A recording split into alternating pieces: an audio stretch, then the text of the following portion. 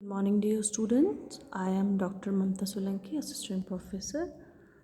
Invertebrates में हम respiration पढ़ रहे थे. आज हमारा लास्ट जो टॉपिक है एनएरोबिक रेस्पिरेशन, जिसको कि अनॉक्सिएशन भी कहा जाता है.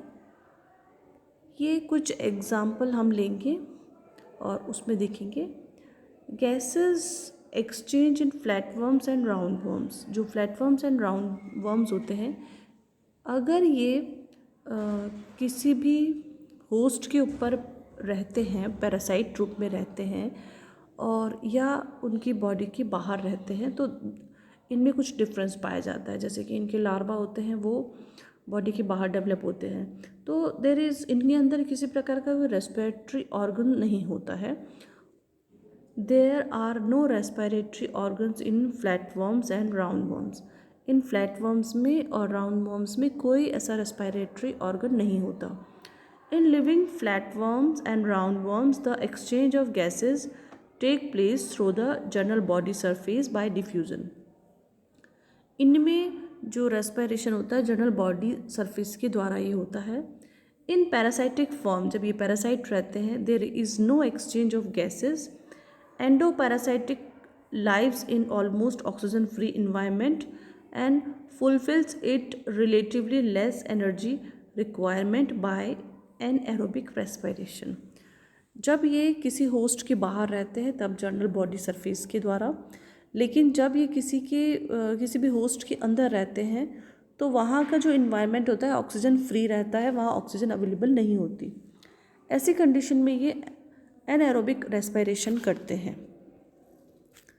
तो respiration is the catabolic mechanism of breakdown reduced substrates. यहाँ पर जो ऑक्सीजन गेन की जाती है इन्वायरमेंट में, उसका मेन मोटो जो होता है वो कार्बनिक पदार्थों के पाचन से संबंधित होता है या उनके ब्रेकडाउन से संबंधित होता है. तो रेस्पिरेशन क्या होता है, एक कैटाबॉलिक मैकेनिज्म होती है of breakdown reduce substances. Respiration can occurs in two ways, if the presence of oxygen और in the absence of oxygen. ये दो प्रकार से होती हैं कैटाबॉलिक क्रियाएं, ऑक्सीजन की प्रेजेंस में और ऑक्सीजन की एब्सेंस में. तो जब ऑक्सीजन उपस्थित होगा तो उसको एरोबिक रेस्पिरेशन कहेंगे, और जब ऑक्सीजन एब्सेंट होगा तो उसको एनाएरोबिक रेस्पिरेशन कहेंगे.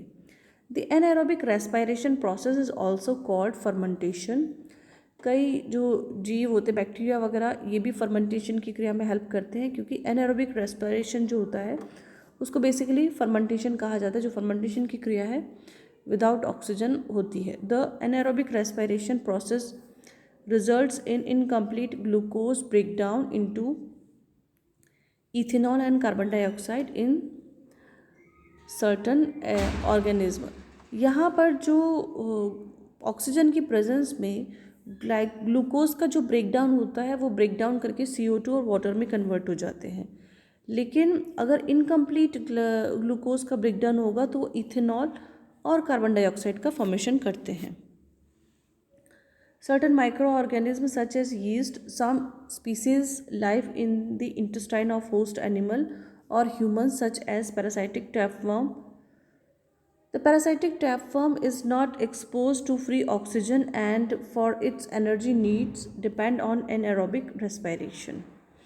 क्योंकि ये पैरासाइट की तरह रहता है तो इसको इतनी ज़्यादा एनर्जी की आवश्यकता नहीं होती, बहुत थोड़ी एनर्जी की आवश्यकता होती, क्योंकि उसको पचाया भोजन अवशोषित करने के लिए मिल जाता है. पर जिस इन्वायरमेंट में रहता है वहाँ एनाएरोबिक रेस्पिरेशन ही हो सकता है. ये है टैपवर्म, जो कि ह्यूमन बीइंग में रहता है. ये दूसरा है, यह है टीनिया के बारे में. द रेस्पिरेशन इज़ एनाएरोबिक टाइप और एनाक्सोबाइटिक type, as there is no free oxygen available in human intestine, क्योंकि ये ह्यूमन इंटेस्टाइन में ही रहता है. The principal reserve food glycogen is the main source of energy which undergoes glycolysis to produce carbon dioxide and fatty acid. यहाँ पर जो glycogen है उसका डाइजेशन होगा बिना ऑक्सीजन के, तो कार्बन डाइऑक्साइड और फैटी एसिड का फॉर्मेशन होता है. रेस्पिरेशन ऑफ फेसियोला हिपेटिका, अब जो फेसियोला हिपेटिका है लीवर फ्लूक, उसमें भी सेम एनारोबिक टाइप का ही रेस्पिरेशन होता है। और यहाँ पे in fact glycogen is metabolize to carbon dioxide and fatty acid, same जो होते हैं, क्योंकि एनर्जी यहाँ पर भी चाहिए।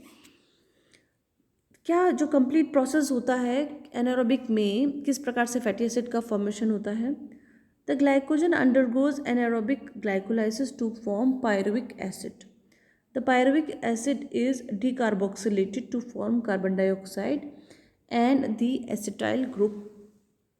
यहाँ तक हम जानते हैं कि ग्लूकोज का जब पाचन होता है तो पायरुविक एसिड तक पहुँचता है या acetyl group, then combined with coenzyme A to form acetyl coenzyme A, ये acetyl coenzyme बन जाता है।